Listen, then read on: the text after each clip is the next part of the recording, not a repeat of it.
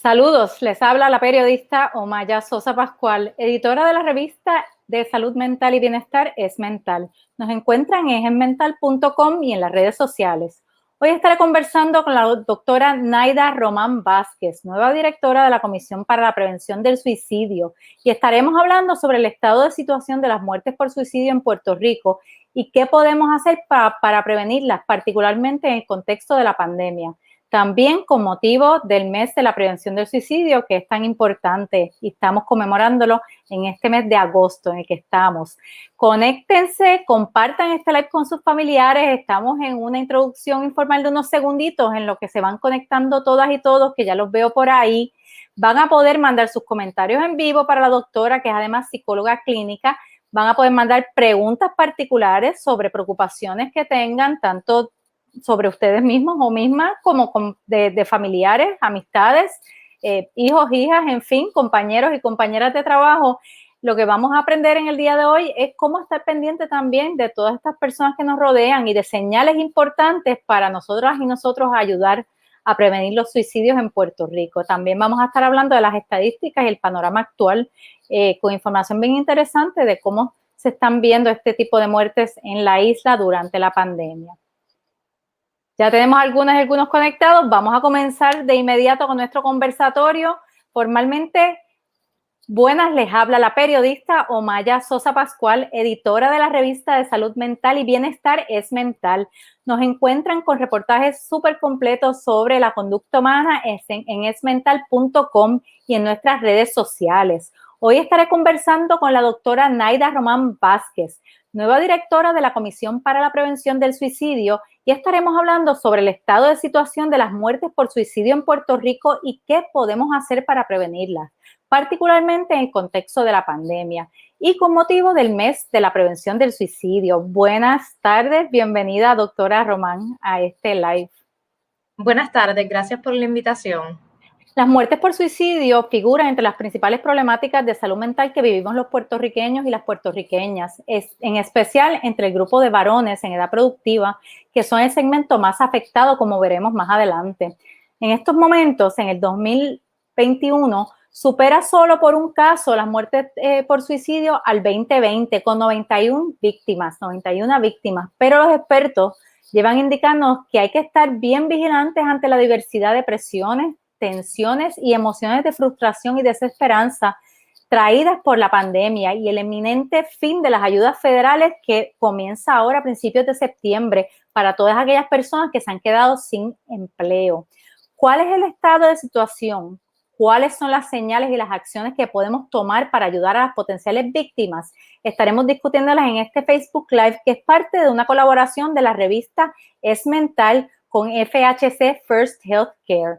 FHC es una empresa coordinadora de servicios de salud mental filial de UHS Inc. y entidad hermana del Hospital Panamericano. Nuestro propósito con esta serie es ofrecerles herramientas prácticas para abordar distintos retos a través de profesionales de la conducta, pacientes y familiares que los viven en carne propia.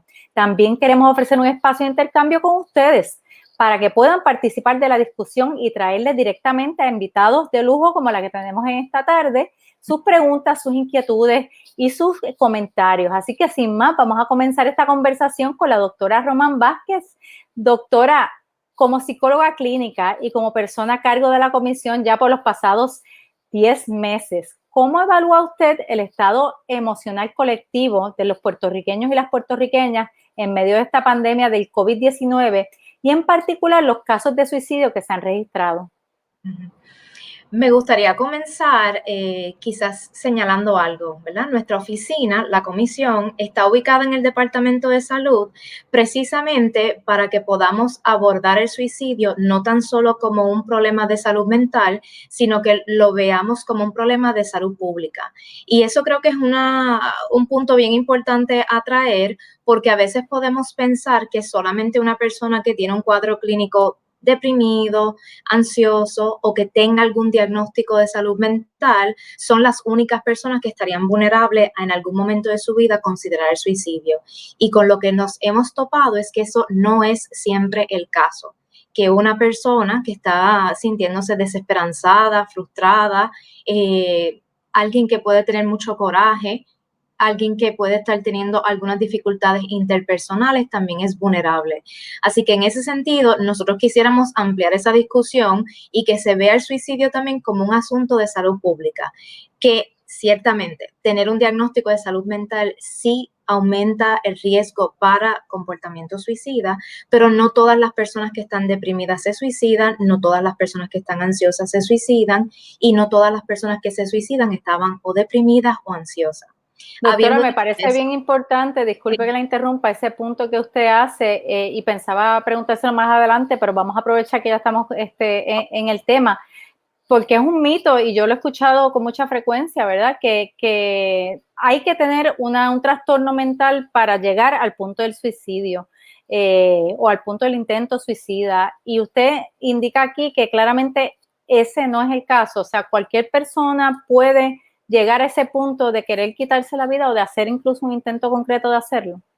Sí, hay algo que nosotras repetimos en todas nuestras actividades educativas, ya sean charlas, talleres, etcétera, y es que el suicidio le puede pasar a cualquiera. Si uno le pregunta a veces a los familiares de quienes han perdido un ser querido por suicidio, ¿qué tuviste, qué tú observaste? Muchos pudieran decir, yo no observé que se sentía mal, yo no me di cuenta que algo estaba pasando. Y yo creo que es importante también rescatar esas experiencias cuando hablamos del suicidio, que no siempre es así, que sí hay instancias en que la gente puede quizás repensarlo, pensar qué eran las cosas que habían sucedido durante esa época previa al suicidio. Eso también es cierto, pero este asunto de encasillarlo en una forma en que se da exclusivamente alguien deprimido, ansioso, con un historial de salud mental, hay que un poco desprendernos de eso, porque si nos aferramos a esa forma de pensarlo, pasamos por desapercibido gente que puede estar muy cercana a nosotros, pueden ser nuestras parejas, nuestros hermanos, nuestras hermanas, compañeros de trabajo, vecinos, etcétera, que pueden estar pasando por una situación difícil en su vida en unos momentos determinados y uno no está ni mirando allí. Así que a veces nos preguntan, ¿qué es lo primero que yo tengo que hacer para prevenir el suicidio? Y mi respuesta a eso es considerar que es una posibilidad. Es lo primero. Es lo primero. Pensar que no, mi hija no, mi hermano no, mi esposo no, no. Lo primero que tienes que pensar para prevenir el suicidio es aceptar que puede ser una posibilidad. Y a partir de eso, eso permite también agudizar nuestra escucha y agudizar nuestras observaciones de esa gente que tenemos a nuestro alrededor. Y nosotros siempre compartimos, ¿verdad?, los datos, ¿verdad? ¿Quiénes son? ¿Qué yo puedo mirar? ¿A dónde yo voy a...? ¿Qué hago? ¿Verdad? Porque uno dice prevenir el suicidio, señales de peligro. A veces yo veo los listados de las señales de peligro y uno puede decir, mira, yo me siento así hoy, yo no he dormido bien, yo estoy de mal humor, Ahí estoy yo. estoy irritable. O sea, esas cosas le pueden pasar a cualquiera, pero nosotros también señalamos que no se trata de ver esas señales de peligro fuera de contexto, sino ponerlas en contexto. ¿Desde cuándo esas cosas empezaron a aparecer? ¿Desde cuándo está ese mal humor? ¿Qué eventos en la vida de uno pudiéramos atar a esos cambios que estamos observando? Es importante, ¿verdad?, de alguna forma ir atando cabos. La señal de peligro es un componente, es algo que tú puedes observar. Yo siempre digo que la señal de peligro es el pretexto para tú acercarte a alguien y decirle, oye, te escucho triste, te he visto desesperanzado. Has hecho algunos comentarios que ya no quieres vivir, me preocupa, te quiero ayudar. Háblame. O sea, escucho que hay una combinación, hay que estar pendiente como una combinación de factores, de quizás cambios en comportamiento, pero también elementos, ¿verdad?, que estén afectando la vida de esta persona que quizás pudiesen ser algún tipo de detonante. Sí, y yo creo que también es importante que pensemos, sobre todo en este contexto pandémico, que a veces nosotros cotidianamente, ¿verdad? O coloquialmente, pensamos que una situación de dificultad o una situación de crisis de alguna forma automáticamente se traduce en que alguien se va a quitar la vida o que las tasas de suicidio se va a convertir en estas palabras terribles que uno escucha, ¿no? La ola de suicidio, epidemia de suicidio. No debemos hacer referencia a eso con esas palabras, porque el suicidio no es provocado por una sola causa. No es que alguien me miró mal un día y entonces yo fui y me suicidé. O sea, el suicidio tiene que ver con una complejidad de factores, la vida de esa persona. O sea, a veces uno dice, esa cosa que pareciera ser tan pequeña, para quienes están alrededor, mira, esa persona está sufriendo tanto porque, por dar el ejemplo clásico, una ruptura amorosa, ¿verdad? Y que uno le dice, hay más gente, más abajo vive gente, toda esta serie de refranes, un clavo saca otro clavo, y no pensamos qué es lo que implica para esa persona que ahora ha perdido a ese ser querido, todo lo que, la forma en que eso se engancha con su propia historia, su Bueno, y relación como dice amorosa usted con otra también, el gente. cúmulo de situaciones, ¿verdad? El Ujú, cúmulo de ujú. experiencias. Quiero insertar aquí un comentario, pregunta que va precisamente con lo que estamos conversando y está discutiendo usted en más detalle de uno de nuestros seguidores, Richard Delgado Estrella, está preguntando o haciendo la anotación que si debido a los sucesos actuales como el COVID-19, la crisis económica, el alza en violencia doméstica y todos los etcétera que siguen, ¿los signos que manifiestan las personas continúan siendo los mismos o se considera que las circunstancias biológicas, psicológicas, sociales, ambientales y culturales han cambiado sus manifestaciones? También pregunta si las manifestaciones que consideramos habituales en una persona con conducta suicida pueden cambiar o modificarse. Bueno, yo diría que esa pregunta, y gracias Richard por hacerla, tiene que ver con lo que mencionaba ahora, de que uno no debe tomar en abstracto esas señales de peligro y decir, este es el listado de cosas que supuestamente las personas presentan y si tiene 5 de 10, pues entonces esa persona se quiere suicidar. Yo creo que es importante, previo a la pandemia y aún más en este contexto, ¿verdad? Que pudieran haber algunos factores que exacerban el estado emocional de las personas, incluyéndonos. O sea, esto no es algo que le pasa a los demás, le pasa a uno, ¿verdad? Uno también día a día también trabaja con esas cosas.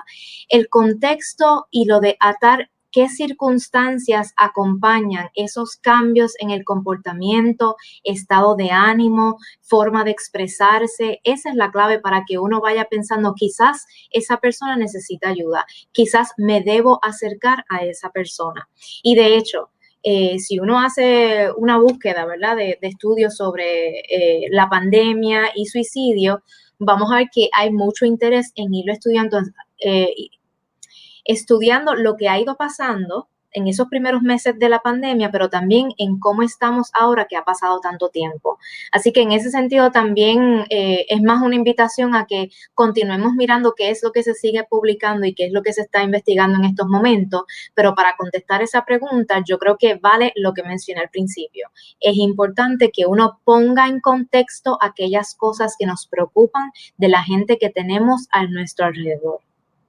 Doctora, parece ser complejo ese proceso de uno determinar cuándo realmente una persona está verdaderamente a riesgo suicida y cuándo tomar acción o uno quiere ayudar, ¿verdad? Pero es un proceso bien intimidante. Todos yo creo que hemos conocido personas y como dice usted, uno ha estado también en momentos que uno se ha visto difícil, ¿verdad?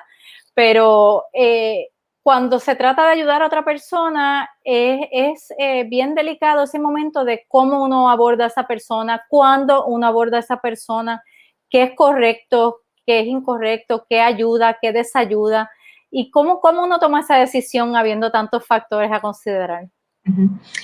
Mientras escuchaba tus comentarios, voy pensando también en uno de los mitos que hay con el suicidio, que supuestamente si tú se lo mencionas a alguien que está deprimido, que se siente mal, es casi como depositarle la idea, ¿verdad? Y nosotros somos enfáticas. Eso no funciona así. Tú no le depositas la idea a la persona por hacerle la pregunta. Ahora bien, si algo podemos señalar de cómo hacer ese acercamiento, se me ocurre tres palabras: empatía, respeto y no juzgar.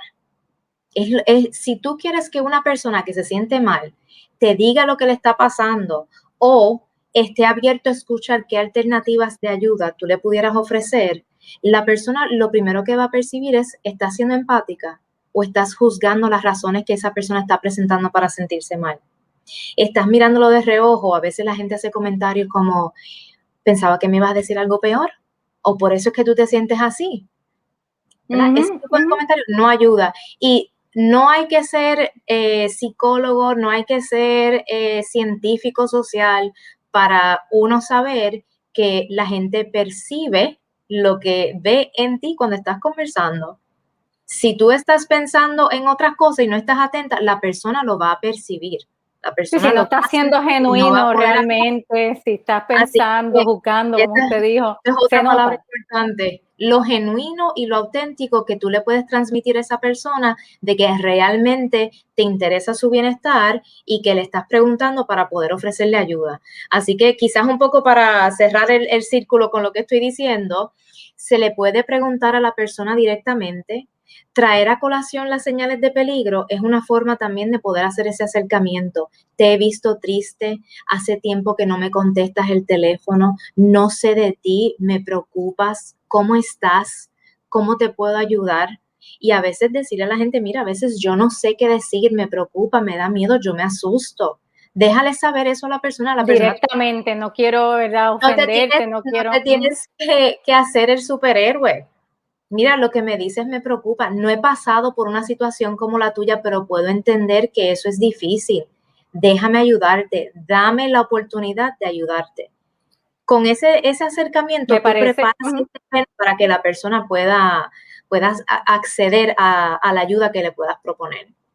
Me parece, doctora, que la palabra que usted usó al principio, empatía, es clave, ¿verdad? Bien, bien importante. Resume gran parte de la actitud que uno puede tener con las personas que uno quiere ayudar. Quiero recordarle a todas las personas que nos están viendo, que se acaban de conectar, que estamos hablando con la doctora Naida Román Vázquez, la nueva directora de la Comisión para la Prevención del Suicidio del Departamento de Salud. Y digo nueva porque aunque lleva ya 10 meses, pues ciertamente la comisión tuvo una directora por mucho tiempo antes que usted, y entonces usted llega como psicóloga clínica también con un nuevo aire, y de eso vamos a estar conversando ahorita también, de cuáles son sus planes, ¿verdad? Con qué perspectiva usted está abordando esta importante comisión del Departamento de Salud. Esta es una iniciativa traída a ustedes por FHC Healthcare, filial de UHS Inc. y entidad hermana del Hospital Panamericano en Puerto Rico, aparte de nuestra revista de salud mental y bienestar, Es Mental. Nos ven en esmental.com,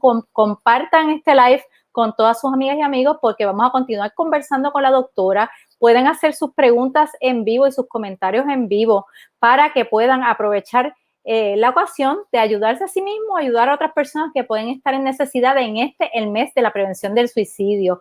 Doctora, al principio empezábamos hablando de qué usted ha visto en ese periodo que ya lleva en la comisión, analizando estadísticas, discutíamos las estadísticas más recientes que hay disponibles, pero también hablábamos de que finalmente desde 2017 hay disponible nuevamente una información muy valiosa que ustedes obtienen de parte de una colaboración con el Instituto de Estadística. ¿Qué estamos viendo en ese perfil estadístico de las muertes por suicidio en Puerto Rico? Yo les invito también a todos que nos estén escuchando que también puedan hacer una búsqueda para que vean en detalle ese informe que vendría siendo del Sistema de Notificación de Muertes Violentas del Instituto de Estadística. Lo interesante de ese informe es que nos trae información adicional sobre las circunstancias de muerte. En este caso sería de homicidio y suicidio, pero para lo que es relevante en nuestra conversación sería las muertes por suicidio. Ahí vamos a poder observar qué respondieron en esas entrevistas a familiares, y quizás por señalar algo que no se suele hablar, porque es el vínculo entre diagnósticos de salud mental y suicidio lo hemos escuchado, eso yo creo que la gente con mucha facilidad hace esa asociación, pero hay una circunstancia que ellos mencionan que no se suele quizás discutir mucho, y es el elemento del nivel de educación. No estamos hablando de la profesión, sino que sobre el 70% de las muertes por suicidio que ellos trabajan en ese informe que es del 2017, que incluye los datos que se obtuvieron a partir de los huracanes Irma y María, ese por ciento es el que representa quienes no obtuvieron escolaridad más allá de escuela superior. A ver si entiendo bien, el 70% de las personas que fallecieron por suicidio no tenían más allá de escuela superior. La superior, exacto, exacto. Y lo traigo no como un asunto de inteligencia, sino que ese grado, ese diploma de escuela superior pudiera convertirse también en una dificultad para poder acceder al mercado laboral. O sea, porque ya hubo una época en que lo mínimo que se requería era un diploma de escuela superior, pero ahora las expectativas han ido moviéndose y entonces se ha encontrado que hasta tener un bachillerato, y no me estoy refiriendo a esto de hago un bachillerato y lo difícil que es conseguir empleo, o sea, no estoy aludiendo a eso, eso es una realidad, o sea, eso no se nos escapa de la mente, pero cuando miramos nuestras estadísticas, es mucho menos probable que con mayor educación universitaria haya esas muertes por suicidio. Que uno es súper interesante ese dato y francamente no lo había escuchado hasta este momento. O sea que es un número bien grande, ¿verdad? O sea, estamos hablando de que es un factor bien determinante el bajo nivel de escolaridad en una muerte, en las muertes por suicidio, y quizá un disuasivo, vamos a decir, tratar de obtener una mayor escolaridad y quizás eso entra en un montón de cosas que empezamos a conversar ahorita y podemos seguir conversando, ¿no? Las dificultades de estar desempleado, que también afecta a personas con educación, pero obviamente la gama de posibilidades en el Puerto Rico de hoy con baja escolaridad versus con algún nivel universitario, pues cambia completamente, aparte de acceso hasta, lo hemos visto en otras cosas como la vacunación, acceso a servicios de salud y apoyo y ayuda requiere hoy día escolaridad y requiere conocimiento tecnológico en buena medida, porque todo se accede hoy día de otras maneras, ¿verdad? Que no era como se accedía antes. Así que, ¿algún otro detalle demográfico que fuera importante para ustedes en este informe que obtuvieron? Yo creo que también a veces hay una confusión con la metodología que se utiliza, que a veces extrapolamos los datos de Estados Unidos automáticamente a Puerto Rico, y en Estados Unidos el uso de armas de fuego es mucho, mucho mayor en los casos de muertes por suicidio que en Puerto Rico, y uno pudiera pensar también que eso está atado a cómo se formulan las leyes de armas. Así que en Puerto Rico la situación no sería con las armas, sería a través de la asfixia, que es el método principal. Y eso también es una diferencia que uno la puede percibir en ese informe de notificación de muerte violenta. Interesante también que ellos incluyen en elementos de los diagnósticos de salud mental, traen también los diagnósticos de depresión, pero hay que coger eso también con pinzas porque hay una variable que es la persona fue percibida como deprimida. Y tenemos que recordar que percibir a alguien deprimido no es lo mismo que esa persona haya ido a un profesional de salud mental que le haya hecho una evaluación psiquiátrica, por ejemplo, y que se haya emitido un diagnóstico en función a su historial clínico, a sus circunstancias actuales, etcétera. Así que tenemos que ser cautelosos, y nosotros cotidianamente lo escuchamos muchísimo, ¿no? Tengo la depre, estoy deprimido. O sea, el uso coloquial que se le da a esa palabra no es para nada cercano a la realidad de una persona que sí tiene un cuadro clínico deprimido. O sea, es bien distinto. O sea, que quizás hay un elemento ahí, pero que definitivamente hay que distinguir que no es lo mismo, ¿verdad? Ver a alguien que se ve triste o que se ve deprimido versus lo que es un cuadro como clínicamente y formalmente diagnosticado como deprimido. Por acá inserto un par de preguntas más antes de continuar con las que yo tengo. Tengo a Doris Vera preguntando cómo sanar después de un suicidio de alguien que previamente manifestaba sus ideas suicidas y no me avisó. Ya la persona no está. Sí, eso es una pregunta difícil. Es una pregunta difícil porque si hay algo que uno también como psicólogo toma en cuenta es que cada caso tiene su propia historia y sus propias particularidades, y que no funciona así como dar una receta, ¿verdad? De que estos son los 3 pasos a seguir para que ese dolor se borre. Pero en términos generales, yo lo que sí resaltaría es que el suicidio es una elección de la persona. Uno tiene que elegir vivir o morir, y que la decisión que esa persona haya tomado va más allá de ti y de los que estaban a su alrededor. Porque cuando pasan las cosas, uno puede siempre mirar hacia atrás y decir, hubiese hecho esto, hubiese hecho lo otro, quizás ese día que me dijo tal cosa no me di cuenta, pero uno hace lo mejor que uno puede con lo que uno tiene en el momento en que está en vivo, ¿verdad? No en retrospectiva. al pasar el tiempo también uno va atando cabos, he dicho eso mucho aquí hoy, y uno va pensando las cosas distintas, pero habría que tomar en cuenta algunos elementos adicionales, como por ejemplo la relación de uno con esa persona que falleció. Quizás esa persona no te lo quiso decir, quizás esa persona no sabía cómo decirlo. Y yo creo que quizás lo más difícil para lidiar con una muerte por suicidio es con esa sensación de impotencia. De qué cosas yo pude haber hecho distinto, cómo pude haber estado en mayor disposición. Y hay cosas que, hay cosas que duelen, y por más que uno trate de decir, mira, no te preocupes que eso pasó, no es culpa tuya, sé que con esas cosas no es suficiente. Pero sí voy a decir que es importante que reconozcamos nosotros los límites de lo que yo puedo hacer por el otro. Hoy yo estoy aquí, hoy yo te escucho, hoy te acompaño. Pero más allá de eso, hay unas cosas que no me tocan a mí. Yo hoy no decido si tú vives o no.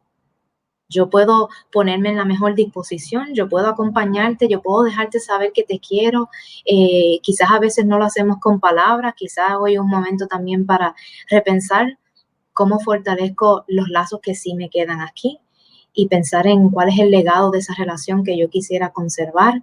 Y también saber que hay momentos en la vida en que hay dolores que son tan grandes, situaciones que son de tal complejidad que ameritan hablar con alguien, que no basta con quizás guardar silencio sobre eso y pensarlo para uno mismo. A veces hace falta hablar con un profesional.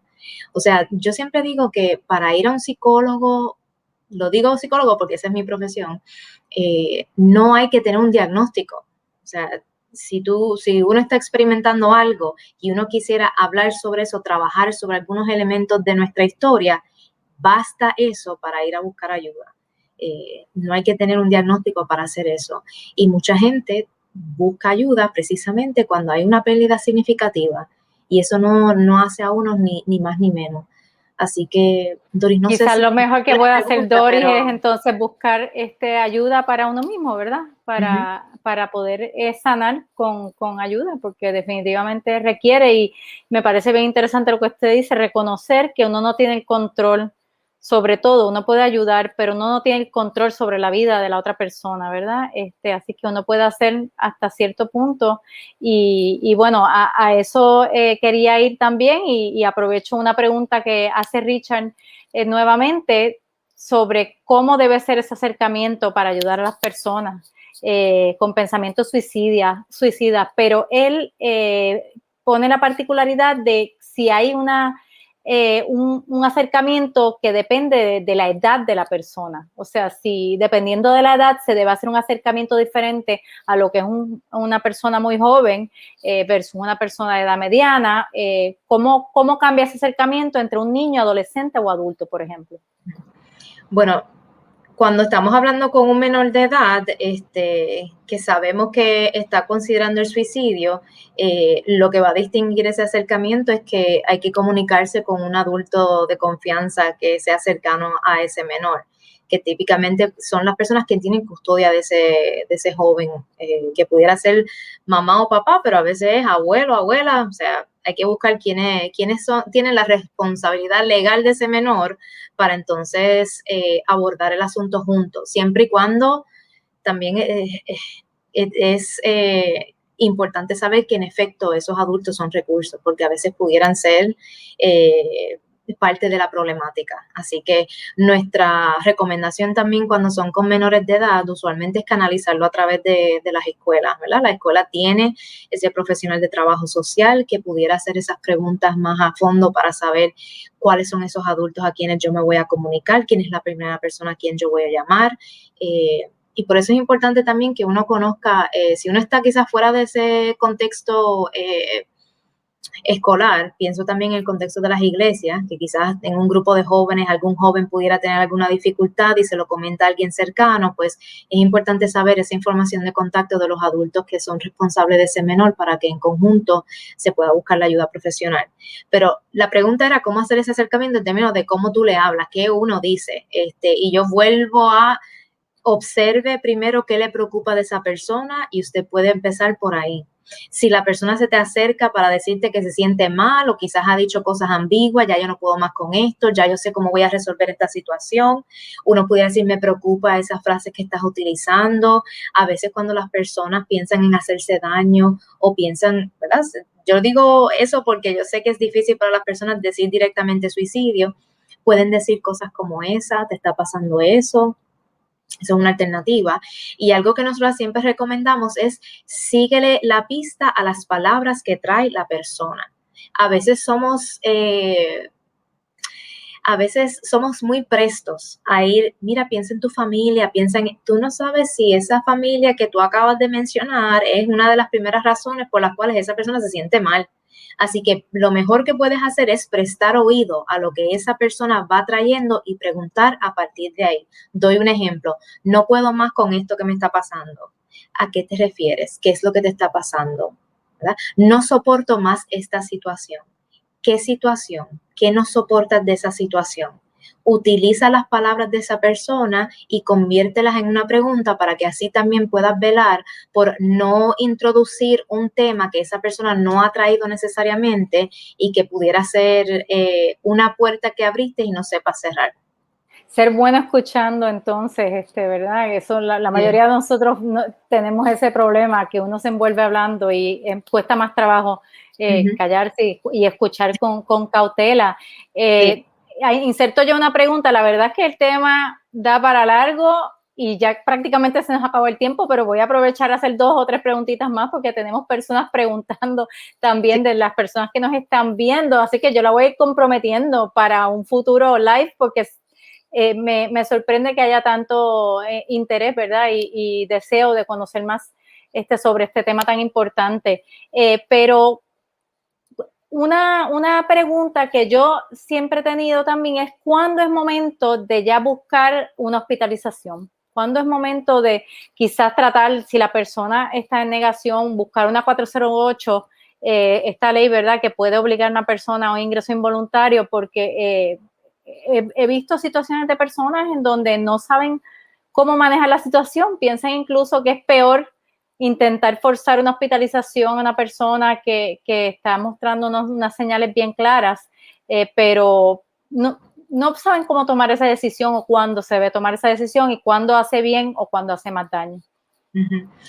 Mira, esa pregunta también es difícil para dar una respuesta así, quizás de 1 y 2 y ya. Yo creo que también lo que nosotros proponemos es siempre ir desde el nivel asistencial menor, entonces ir ahí pensando cómo entonces pudiéramos quizás requerir más ayuda. Lo primero que queremos es poner a esa persona en contacto con un profesional de la salud mental, ¿verdad? Y eso pudiera ser a través de la línea Paz de AMSCA, que ahorita compartimos ese número también para que todos lo tengan a la mano, que es una forma para poder coordinar esa cita, incluso coordinar transportación en ambulancia si fuese necesario. Eso es una alternativa. Si la persona ya tiene un profesional de salud mental con quien se atiende, contactar a ese profesional para que esa persona pueda ser vista lo antes posible. Si la persona tiene plan médico, detrás de su tarjeta también hay una línea de teléfono que es para los servicios de salud mental, utilizar ese número telefónico para así poder vincularse con un profesional que esté bajo su cubierta médica. Esas son alternativas, ¿verdad? Esa decisión la debe tomar entonces es un profesional de la salud mental, quizás, que sea el profesional que decida esta persona se debe hospitalizar. O sea, debe ser el profesional de salud mental que vea a esa persona que lo pueda decidir. Ahora bien, hay que también pensar en momentos en que eso no es posible, en que esa persona no tiene acceso, no puede ver a alguien, no encuentra cómo conseguir una cita, la cita no es cercana. O sea, tenemos que pensar también en cada punto geográfico de Puerto Rico, con qué dificultad te puedes topar y qué alternativas vas a tener para esos propósitos. A veces una persona puede terminar en una sala de emergencia, en una sala de emergencia de un hospital psiquiátrico, ser evaluado y no necesariamente cumplir con los criterios de hospitalización. Así que una alternativa es poder llevarlo allí y que en el hospital, cuando se evalúe, se determine si en efecto las circunstancias, las situaciones que presenta esa persona ameritan una hospitalización. La respuesta es que no siempre es que sí. Aquí nos dice Ivonne María Marcial que el tema es excelente y que debe traerse más a menudo, que la pandemia ha exacerbado a todos y a todas, y lo agradece y hace una pregunta que me parece bien pertinente. ¿Por qué hay un tabú tan grande para hablar de este tema, mientras que ser hipertenso, sufrir diabetes o cualquier otra condición de salud no tiene ese estigma? Mira, yo diría que hay dos temas que son particularmente estigmatizados para el ser humano: la sexualidad y la muerte. Todos los temas que estén atados para eso es incómodo. Hay toda una serie de mitos y de cosas que impiden el que se pueda conversar. Y en el caso del suicidio, tiene que ver con la muerte, pero es una muerte que la persona elige. Y cuando tú le preguntas a cualquier persona por ahí cuáles son las causas de muerte, de qué puede morir una persona, las respuestas son, o sea, son las mismas. Una persona puede morir porque se enferma y murió porque se enfermó. Puede morir por edad porque ya, ¿verdad? Llegó ¿Está hasta el viejo, límite vieja? de lo que pueda vivir. Murió porque tuvo un accidente. Murió porque otra persona le quitó la vida. Cuando nosotros pensamos en la muerte, lo ubicamos siempre como algo externo a nosotros, o la enfermedad, o la vejez, o el accidente, o una persona externa a nosotros mismos. Así que el suicidio, tras que tiene que ver con la muerte, que es un tema difícil para nosotros, le añade esa particularidad de que es una muerte que no encaja con lo que socialmente asociamos también como una razón o una forma de morir, que es que la propia persona tome en sus manos los medios para finalizar con su vida. Y eso es difícil, ¿verdad? Y más allá de que uno forme parte o no de algún una organización religiosa y demás, hay unos principios también judeocristianos que atraviesan nuestra sociedad, y eso también hace difícil que esa conversación se pueda tener. Así que básicamente Te ese penaliza estigma y social. la Ujú. religión realmente te convierte en pecador, vamos a decir, Sí, la, plantea eso cuando realmente es una condición, pues, de salud, como decía usted, física también, la, ¿verdad? ven el suicidio desde dos polaridades: o un asunto pecaminoso o un asunto de locura, ¿verdad? Tienes que estar al otro lado como para considerar eso, y no, le puede pasar a cualquiera. Nadie está exento de en algún momento sentir tal desesperación y desesperanza que los recursos que uno típicamente utilizaba para resolver las situaciones parecieran no ser suficientes. Eso le puede pasar a cualquiera. Pero también digo eso y a la vez menciono que también es posible buscar ayuda, que así mismo, como que lo escucho mucho, ¿no? A veces me dicen, no, pero es que yo he ido a psicólogo, yo voy a psiquiatra y no saben nada, no me dicen nada, no me ayudan. Ah, Eh, sí. Hay momentos en que uno va, quizás por dar un ejemplo, tú vas a un dentista y quizás ese dentista no te ayudó para esa situación que tú tenías en particular, y tú buscas otro, porque no te puedes quedar con ese dolor de muela porque tú sabes que no vas a poder comer, y tienes que ir a buscar a otro y a otro hasta dar con esa persona que te pueda ayudar con esa situación. A veces hay que hacer lo mismo para, ¿verdad? Los asuntos del alma, los Hay que asuntos del moverse y corazón. la salud mental es igual de importante que la salud física, incluso más importante, porque el cerebro es un órgano físico del cuerpo y es el órgano más importante, y esa es la visión que tenemos aquí en la revista Es Mental. Doris Vera plantea que debe haber un proyecto de psicólogos sociales en la plaza para las personas que no tengan dinero para pagarlos, y aprovecho la coyuntura para insertar que sí hay servicios gratuitos o bien accesibles, disponibles. Vayan a esmental.com, tenemos una pestaña que dice ayuda, y ahí algunos de los recursos que la doctora mencionó, como la línea Paz, está disponible, pero también hay las distintas universidades que tienen programas de psicología, tienen clínicas de la comunidad, y a veces o gratis o con un pago nominal de $10 los pueden atender muy bien, y están ahí todos esos recursos de esas clínicas, no solamente en el área metropolitana, sino que alrededor de toda la isla. Así que les repito, es mental.com, la pestaña de ayuda, ahí pueden encontrar un directorio de distintos servicios a bajo costo. Aprovecho la última pregunta, que nos pasamos por mucho tiempo de los 20 minutitos que le había pedido, así que le agradezco mucho su paciencia, doctora, pero usted llega a esta comisión para la prevención del suicidio con unos deseos de investigar más a fondo las razones que están detonando las muertes por suicidio en Puerto Rico, y poder trazar quizás otro tipo de plan, o un plan que se base en otro tipo de información o inteligencia. Yo quisiera cerrar con cuál es esa visión que usted tiene para la comisión y cuáles son en concreto sus planes y expectativas de tiempo para lograr esta meta de entrar más a fondo a esas razones que están detonando las muertes por suicidio en Puerto Rico? Pues mira, yo creo que el mejor referente de temporalidad que podemos utilizar es el año fiscal, ¿verdad? El año fiscal da inicio a una serie de procesos administrativos y también da paso a que se culminen. Yo creo que lo más importante ahora mismo es que para uno poder hablar sobre prevención de suicidio en un grupo demográfico, en la población, qué tema decir, hay que estar bien familiarizado con la información de cómo se da el suicidio en Puerto Rico. Y hablamos del sistema de notificación de muertes violentas que trae algunas de esas circunstancias de muerte que están presentes en los suicidios, pero yo creo que también es importante traer un elemento cualitativo, ¿verdad? De más allá de esas variables, ¿qué podemos conocer a profundidad de cada uno de esos casos de muerte por suicidio? Así que es más bien un análisis cualitativo. Para esos propósitos vamos a comenzar a trabajar nuestro informe estadístico con un demógrafo para precisar aquellas áreas que podemos ir identificando para hacer esos análisis cualitativos. Así que eso es algo que va a tomar un tiempo, ¿no? Y pienso que el referente de este año fiscal es donde lo podemos realizar. O sea, hacer un trabajo de robustecer nuestras estadísticas con el trabajo de un demógrafo y entonces a partir de allí identificar dónde podemos insertar y comenzar ese trabajo más cualitativo para poder entender un poco más el suicidio en Puerto Rico. Podemos pensar quizás que para el próximo año fiscal tenemos incluso un panorama más profundo de qué está pasando en Puerto Rico y cómo usted entonces visualiza los trabajos de la comisión.